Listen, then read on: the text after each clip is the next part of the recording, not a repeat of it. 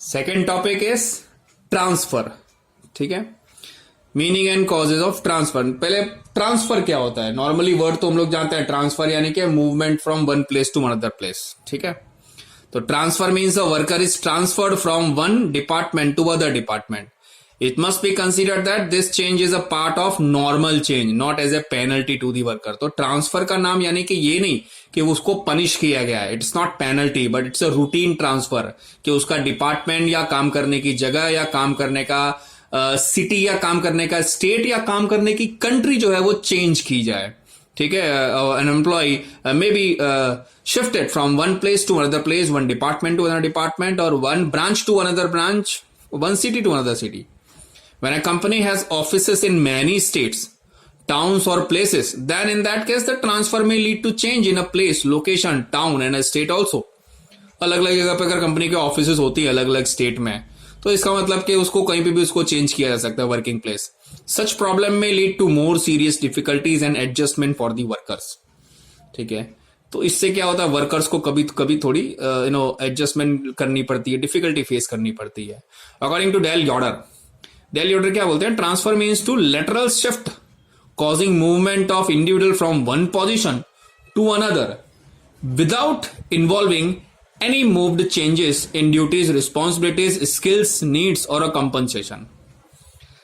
The major factor is that the responsibilities, power or salaries of a worker do not change. देखो promotion से transfer में ये difference है, that the power or salaries or responsibility is not changing into the transfer. The usual transfer is always at the same post but at the different place. तो transfer का meaning है उसको same post होनी चाहिए, same salary होनी चाहिए, same responsibility होनी चाहिए, but only there is a change in a work place. ठीक है, if the salary clerk is transferred as the purchase clerk और sales clerk, the sales supervisor, fine, transfer to be purchase supervisor, these changes do not increase their salaries but sometime only the mode of work, place of work. Why transfer? ठीक है, क्यों transfer करना चाहिए? What are the causes of transfer? सो पहला, unscientific recruitment. आपने recruitment उस आदमी का गलत डिपार्टमेंट में कर दिया हो. ठीक है, when the recruitment of a person is done an ad hoc और unscientific basis, then the usual transfer is must to place the right person on a right job. ठीक है, सेकेंड होता है departmental requirement. When a person is required in the other department, such transfer become necessary, जब उसकी requirement दूसरे department में हो. तीसरा है राइज इन क्वालिफिकेशन, उसकी क्वालिफिकेशन बढ़ गई हो तो उसको हायर या दूसरे डिपार्टमेंट में ट्रांसफर कर देना चाहिए जिसके लायक उसने क्वालिफिकेशन गेन की है. Problems of accidents, if a worker face accident in the specific department due to any reason, then he can be shifted to other department with different type of work. पांचवा है उसका physical climate. If the person's health does not suit to a particular atmosphere, he can be transfer to the other place which suit his health.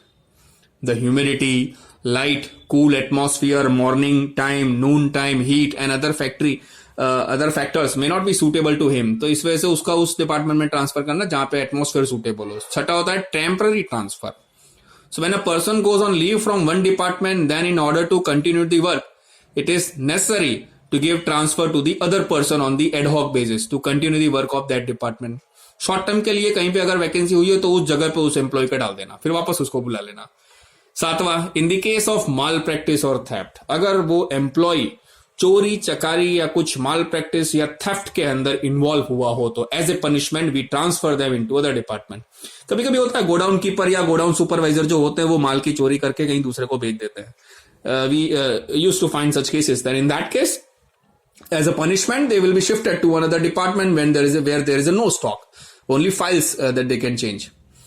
If it is found that there is a sizable amount of malpractice in a particular department, in order to control, it is necessary to transfer the honest person onto that charge. आठवां है to control undue advantage.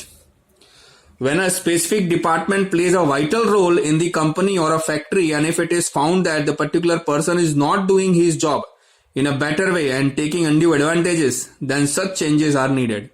If a crucial man is passing inferior quality of raw material or final product, then suitable changes become must. Now I have to prevent indiscipline. Indiscipline को रोकने के लिए भी transfer होता है. When employee is not obeying orders and instructions of his officers continuously and purposefully, जानबूझ के करता है, then he is transfer to other department. जब वो अपने बॉस की ना सुने, जानबूझ के करता है ऑफिस, तो उसको ट्रांसफर हो जाता है। 10th, to prevent tiredness.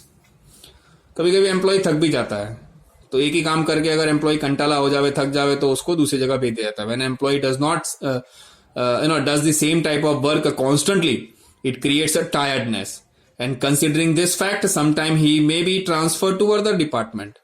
11th है ऑब्जेक्टिव ट्रांसफर। ठीक है, ऑब्जेक्टिव ट्रांसफर में क्या आता है? Considering the specific objectives. पहला, to develop new product, to insert new technology के लिए भी, ठीक है, नई टेक्नोलॉजी इंसर्ट करने के लिए भी ट्रांसफर होता है। For sale promotion, sale promotion के लिए भी कुछ ऑफिस के एम्प्लॉयज को बाहर भेजा जाता है। For improvement of work, to develop the skill, to fulfil departmental requirement, sometime transfer of an employ is required. ठीक है, अभी इफेक्ट क्या होता है ट्रांसफर का? ठीक है, तो दो इफेक्ट होती है, पॉजिटिव इफेक्ट और नेगेटिव इफेक्ट। फाइन, तो पॉजिटिव इफेक्ट क्या होती है? First, reduces the monotony of work. एक ही जगह काम करके जो मोनोटोनस या तो कंटाला फील होता है ना, वो नहीं होता। सेकंड, प्रोग्रेस ऑफ वर्कर की, एम्प्लॉय की प्रोग्रेस भी कहा जा सकता है कि उसको दूसरे हेड ऑफिस या तो दूसरी जगह पे उसको भेजा गया है। ठीक है, if a person is doing same type of work for the whole life, then he may not be get an idea of any other work. तो दूसरे काम के उसमें, दूसरे डिपार्टमेंट में उसको ट्रांसफर होता है तो वो नया काम सीखेगा। थर्ड है सक्सेसफुल मैन पावर प्लानिंग। तो मैन पावर प्लानिंग आपकी, यानी कि एम्प्लॉय जो है वो राइट प्लेस पे, राइट जगह पे, या फिर राइट क्वालिफिकेशन के हिसाब से उनको अपॉइंट किया है या नहीं किया है, वो आप वो कर सकते हो। Fourth, reduces the default. The effective man power planning and the placement of people reduce the possibility of mall practice and default. अब इफेक्टिव मैन पावर प्लानिंग होती है, ट्रांसफर के जरिए आप एम्प्लॉय को सेटलमेंट करते हो, यहां से वह एडजस्ट करते हो, तो इससे माल प्रैक्टिस और डिफॉल्ट भी कम हो जाता है। The proper person are placed on important portfolio, the money and the material remain safe. Fifth है अवेयरनेस अमंग दी वर्कर के अंदर अवेयरनेस होती है। The effective eye of management keeps every worker aware of his duties. अगर आप transfer करते हो तो हर एक एम्प्लॉय के माइंड में ये रहता है कि अगर हम सही से काम नहीं करेंगे तो हमारा ट्रांसफर हो जाएगा। तो इनएफिशिएंट वर्कर जो रहते हैं वो अपने आप को इंप्रूव करने में लग जाते हैं। छठा है इक्वालिटी इन वर्क डिस्ट्रीब्यूशन।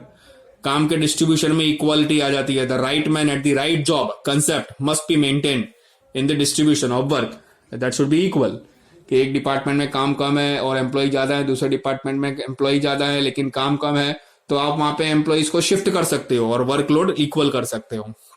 सातवां, maximum use of resources. The existing resources must be used so efficiently that the entire resources get full utilization। Resources का मैक्सिमम यूज करना, ये तो कॉमन बेनिफिट है मैनेजमेंट का। आठवां है रिसर्च मोटिवेशन। रिसर्च करने में मोटिवेशन मिलता है अगर आप एम्प्लॉयज को ऐसी जगह पे, एक्सपीरियंस एम्प्लॉय को अगर ट्रेनिंग डेवलपमेंट या रिसर्च सेंटर में भेजते हो तो रिसर्च में मोटिवेशन मिलता है। नेगेटिव इफेक्ट क्या है? ठीक है, प्रमोशन के, तो increase in training cost.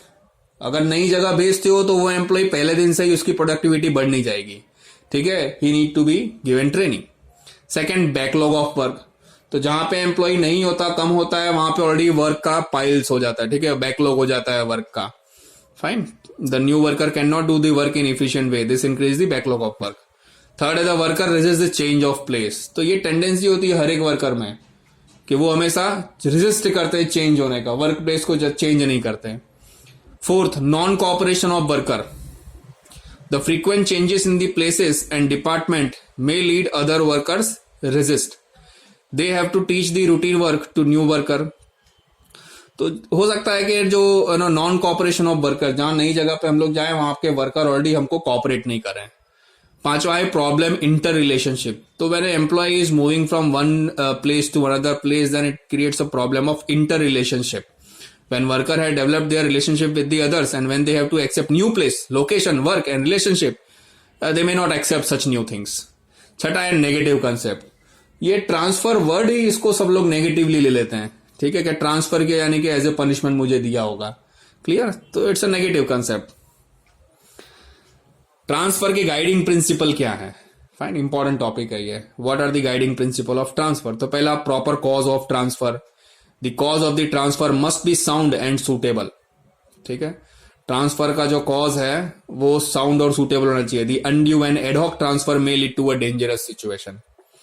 Second, to inform the worker in advance, advance को हमेशा वर्कर को हमेशा एडवांस में ही इन्फॉर्म करे रखो कि उसका ट्रांसफर होगा या होना चाहिए, तो मेंटली डिस्टर्ब ना हो वो अचानक ट्रांसफर से. To take worker in confidence, so before giving a transfer order you need to take your worker in to a confidence that whatever transfer decision he is given it is right and it is logical. Fourth one, provide suitable training. So before the transfer you already provide suitable training to the worker. Fine. Before giving transfer to him, ताकि वो नई जगह पे जाए तो already क्या हो, उसको मेंटली वो सेट हो और वो काम कर सके. Stability of organization. In order to have a stability in the administration, the transfer should be made according to the requirement. Thus, balance between the workload and employees can be maintained. This will create stability in the organization. Organization में stability लाने के लिए transfer होता है. It should not be by way of penalty. Transfer कभी भी penalty के रूप में यूज नहीं होना चाहिए. 7. Transfer should be free from prejudice. तो एम्प्लॉय के मैनेजर से बेटर रिलेशन नहीं थे, इस वजह से उसको दूसरे ब्रांच में ट्रांसफर कर दिया. This is wrong. ठीक है. The manager, senior officer of management should not have any prejudice mind about the person because this may lead to non rational behaviour. Transfer as per routine. The transfer should not be limited to particular person only. If it is by way of routine work, everybody will consider it smoothly. But if it is for few person only, it will create problems. ठीक है. Transfer as per routine होना चाहिए और हर एक का equal chance होना चाहिए transfer के. ये नहीं कि आप एक ग्रुप को ही फाइंड आउट करते हो. The transfer with promotion. Normally transfer हमेशा प्रमोशन के साथ में हो तो ये पॉजिटिव कंसेप्ट या पॉजिटिव जो है नोड सेंड करता है एम्प्लॉइज को. When a person is given a promotion with a high salaries or responsibility at other place, he may accept the transfer. Suppose a senior clerk in Ahmedabad is transferred as an officer in Baroda, he may accept the promotion as well as transfer. Thus, the protect against the transfer reduces. ये होता है transfer का concept. ठीक है.